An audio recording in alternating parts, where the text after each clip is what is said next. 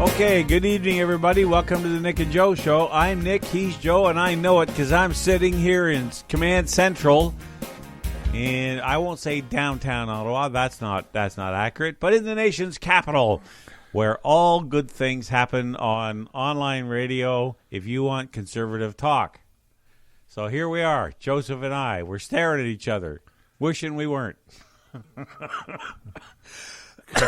Nick has been fighting this cough now for... all night. Well, not all night. If you go back and listen to our previous, over the last few weeks, you've actually been coughing quite a bit. I'm starting to get a little concerned there, Nick.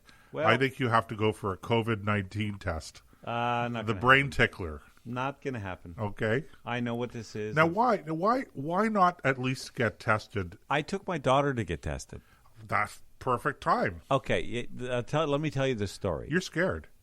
No, not in the least. You do not want that. You don't want that swab up your nose. Well, considering a little more like a Brillo pad than it did a swab. But anyway, I have a picture on my cell phone. Remind me, I'll show you later. Of what the space astronauts looked like when they were doing the test, because obviously these guys were training for NASA.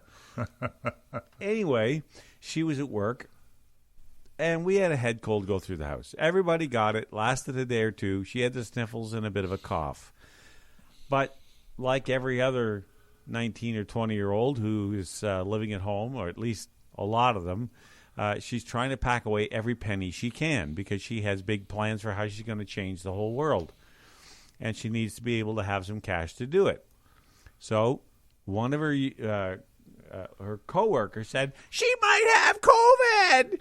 So guess what? The boss came to her and said, well, you're going to have to go get tested. Right. So off you went. Off we went. I take her. We did this story last week. Did we? Yeah. Oh. It's okay. Go ahead. Finish Well, let me tell you what they looked like then. Because did I tell you what they looked like? Yeah. No, because we were joking around that what we should do is we should get some fake hazmat suits ourselves. Oh, yes. Right? And okay. Go into some Costco or something like that.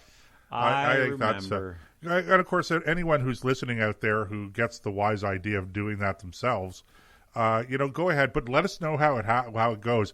And hey, if you could send us a video, that'd be just keen too. Oh yeah, because we'll circulate that video around. I think that would be really quite fun. Anyway, we're getting pretty close to New Year's, and so we're going to be talking a little bit pretty soon about the turn of the year, and don't want to get into too much detail about that. But before we go there, Nick, something happened again, and it's been happening again and again and again.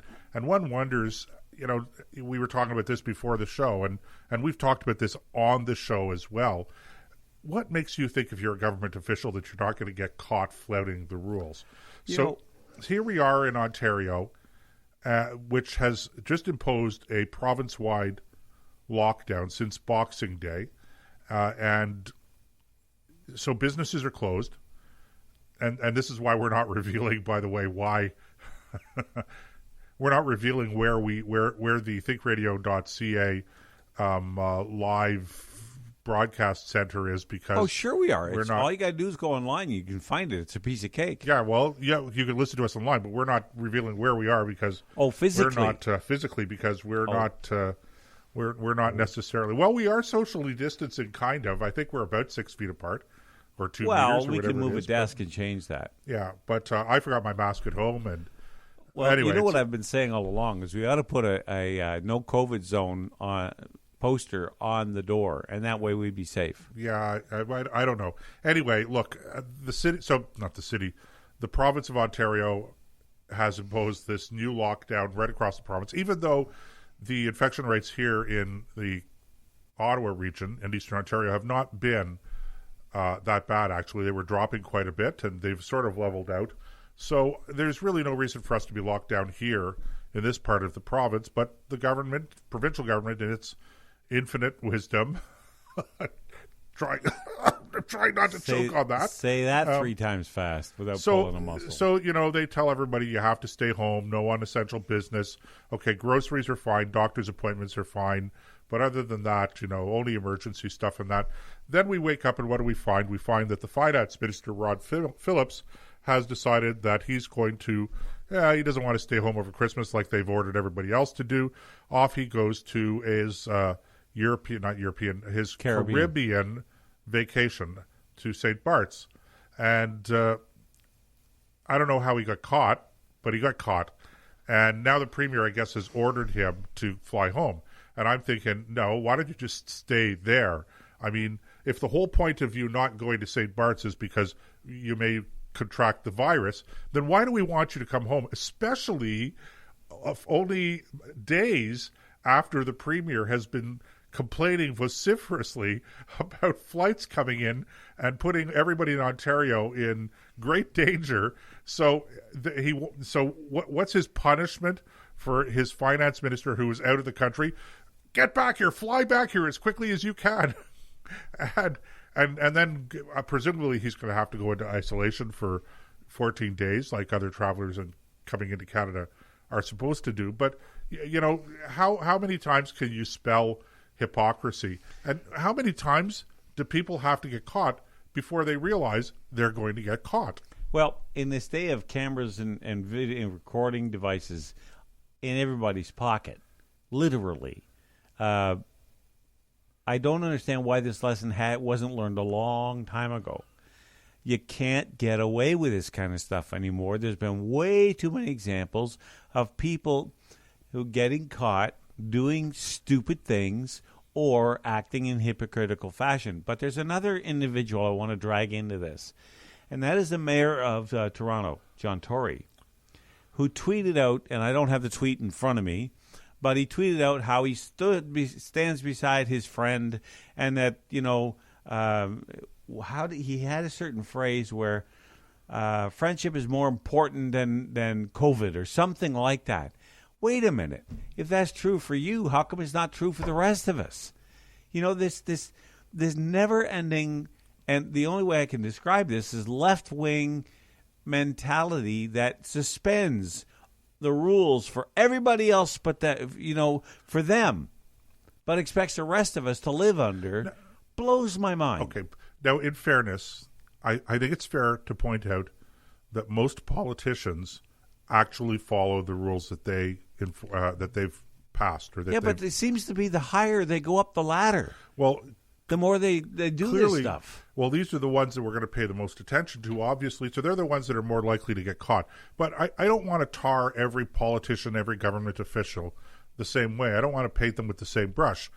My guess is that most of the government officials who support these extreme lockdown measures, my guess is that they are going to follow their own rules. But there are enough of them that don't follow the rules. And I guess my question is, if you're not following the rules, is it because you just figure, okay, these rules don't apply to me? Or is it because you probably don't think that there's that much of a problem, and in other words, there's that much of a risk? And one wonders, presumably the decision to lock down the entire province again, presumably, and with all of the ramifications of that, the economic devastation that it is going to cause, okay, presumably Rod Phillips, who's sitting at the cabinet table, I'm assuming that the cabinet voted on this, presumably Rod Phillips voted in favor of the lockdown. But now, see, or did he go, you know what, I don't think this is such a big deal, I'm going to vote against the lockdown. And having voted against the lockdown, I'm not going to abide by its rules. Well, none of that's come out in the press. None of that's come out at all. As a matter of fact, let me give you John Tory's quote. I have it here. I went to Twitter and found it. Let's see. After months of scolding Torontonians for not following public measures, Mayor John Tory dismisses Ontario Finance Minister Rod Phillips' Caribbean vacation as a mistake. And here's the quote. And I stand by my friends when they make mistakes. It's not about actions. It's about the person. I'm sorry, Mr. Tory. It absolutely is about actions committed by persons in high office who ought to know better. So is Mayor Tory defending Rod Phillips yes. in this case? See, That's that was the a way little I read obscure. it. I'm not really sure whether he's defending him or not.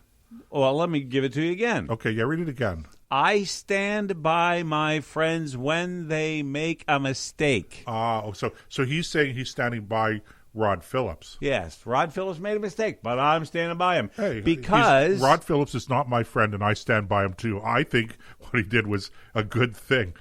Hypocritical, but, look, I'm not against. Let's face it, Nick. I wouldn't. People it can wouldn't do stop me from going on a Caribbean cruise either. People can't help doing the right thing for the wrong reasons. But but the part that gets me about this is the mindset. It's not about actions. It's about the person. The person's tied to the actions. You can't separate the two. Yeah, I don't get what that even supposed to mean. It's too obscure for me. It's just plain stupid. You know what really bugs me about this, Nick, to be honest, is it's not just the hypocrisy. I look at the way that these guys have completely excoriated at every opportunity Randy Hillier. Who Randy, say what you say about Randy Hillier. Say what you think about Randy Hillier. I get it. He's rough around the edges. Yes, he's okay? a lot of things.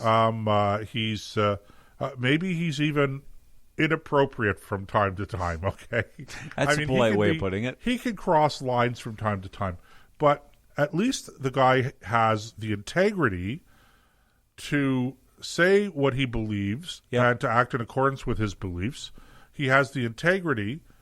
He has the courage to do it as well. Now, there's a fine line between courage and foolishness.